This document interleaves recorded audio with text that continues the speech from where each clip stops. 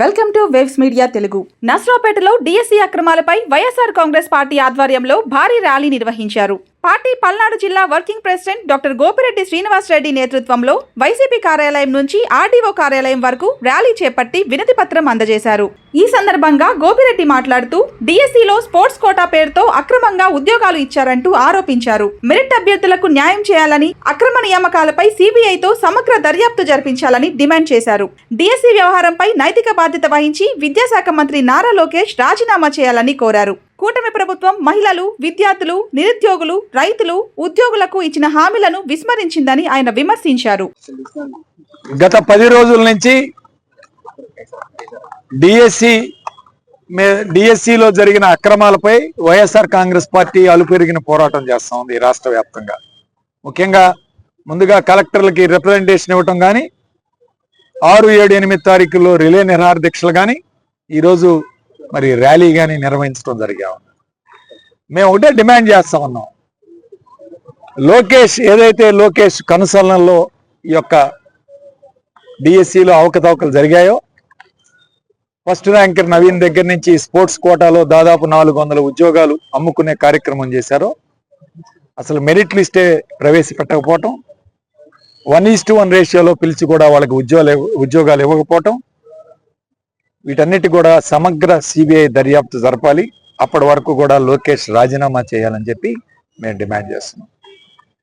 అయ్యా, నిన్న కర్నూలులో కొండారెడ్డి బురుజులో టీచర్లందరూ ఏదో ర్యాలీగా చేయటం జరిగింది. దీనికి వ్యతిరేకంగా మరి వాళ్ళల్లో ఎంతమంది టీచర్లు ఉన్నారో ఎంతమంది లేరో మాకు తెలియదు. కానీ మేము మెరిట్లో వచ్చిన ఉపాధ్యాయులకు వ్యతిరేకం కాదు వైఎస్ఆర్ కాంగ్రెస్ పార్టీ. ఫస్ట్ అది గుర్తుపెట్టుకోవాలి. మీకు మెరిట్లో వచ్చిన డిఎస్సిని మేము రద్దు చేయమని చెప్పట్లేదు. మేము కోరేది ఏంటంటే, మెరిట్లో రాకుండా స్పోర్ట్స్ కోటాలో అన్యాయంగా, అక్రమంగా అసలు రిటర్న్ పరీక్ష రాయకుండా వచ్చారే, వాళ్ళని ఇమీడియట్ గా ఆపివేసి మెరిట్లో వచ్చిన విద్యార్థులకు ఇవ్వాలని చెప్పి మేము డిమాండ్ చేస్తున్నాం. మేమేదో డిఎస్సికి వ్యతిరేకం వైఎస్ఆర్ కాంగ్రెస్ పార్టీ, లేకపోతే టీచర్స్కి, ఉద్యోగస్తులకు వ్యతిరేకం అని మేము చెప్పట్లేదు.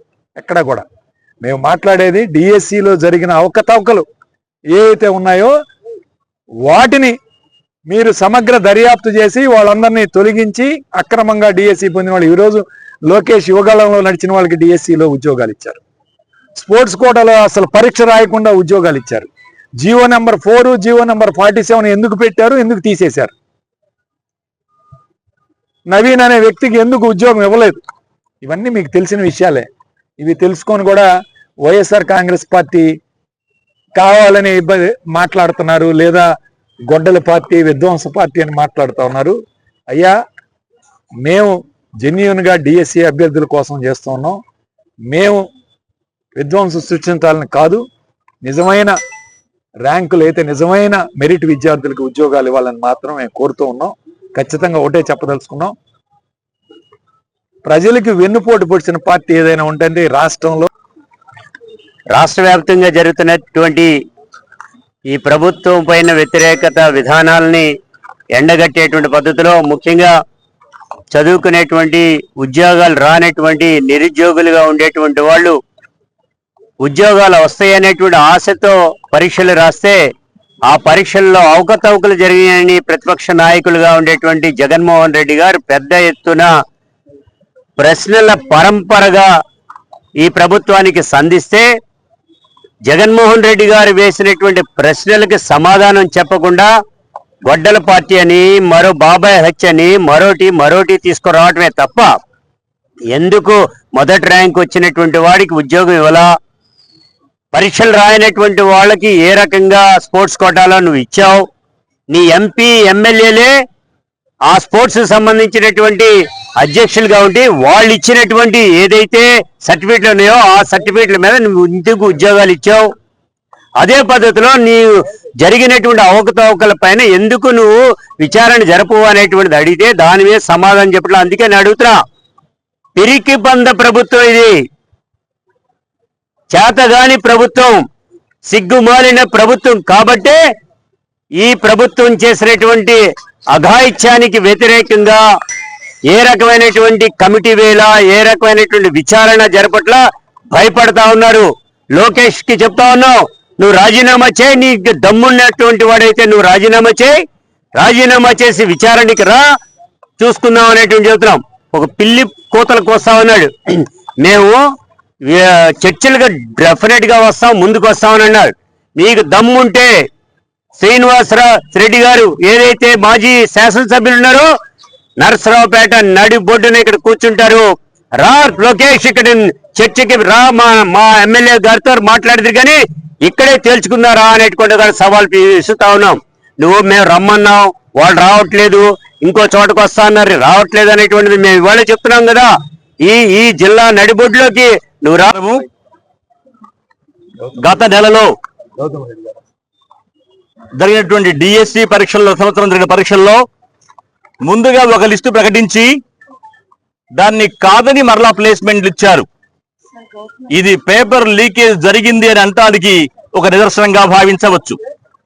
అలాగనే అంతకుముందు ఉండేటువంటి జీవోల్ని కాలదోసి కొత్తగా జీవోల్ని ఇష్యూ చేసి వచ్చినటువంటి ఆ జీవోలను కూడా ఈ ఎన్నిక ప్రక్రియ కాగా రద్దు చేశారు. అంటే ఈ సెలక్షన్ ప్రాసెస్ లో అవకతవకలు జరిగాయంటానికి మరొక నిదర్శనం. అలాగనే స్పోర్ట్స్ కోటాలో ఎగ్జామినేషన్ రాసి వాళ్ళకు కొంత రాయితీ ఇవ్వడం మామూలు పరిపాటి. అసలు పరీక్షలే జరగకుండా కూడా సెలక్షన్ చేయడం అనేది డిఎస్సి అవకతవకల నిదర్శనం. ఇలా అవకతవకలతో జరిగినటువంటి ఆ డిఎస్సి ఎగ్జామినేషన్ విధానాన్ని వైఎస్ఆర్ కాంగ్రెస్ పార్టీ జగన్మోహన్ రెడ్డి గారి యొక్క పర్యవేక్షణలో స్థానికంగా ఉండే నరసరావుపేట శాసనసభ్యులు డాక్టర్ గోపిరెడ్డి శ్రీనివాసరావు గారి యొక్క నేతృత్వంలో మా incharge parliament incharge Gautam Reddy గారి యొక్క తోడ్పాటు సహకారంతో నరసరావుపేట ప్రాంత నియోజకవర్గంలో ఉండేటువంటి అందరూ వైఎస్ఆర్సీపీ పార్టీ అభిమానులు, కార్యకర్తలు, అలాగనే డిఎస్సి పరీక్షలు నష్టపోయినటువంటి విద్యార్థులు అందరూ కూడా ఒక ఏకకంఠంతో ప్రశ్నిస్తున్నారు. దీని మీద సవివరణ జరగాలి, సిబిఐ విచారణ జరిపించమని కోరుతున్నాం. దీనికి బాధ్యత వహిస్తూ విద్యాశాఖ మంత్రి లోకేష్ గారి రాజీనామాని ముక్తకంఠంతో అందరూ కోరుతున్నాం. అలాగనే యువతని ఆకర్షించి ఉద్యోగాలు వచ్చే వరకు మీకు నెలకు 3,000 చొప్పున ఇస్తామని చెప్పని ఒక్కళ్లకు ఒక్క పైసా జమ చేయలేదు. ఇది మోసపూరితమైన హామీ, వెంటనే అమలు చేయాలి.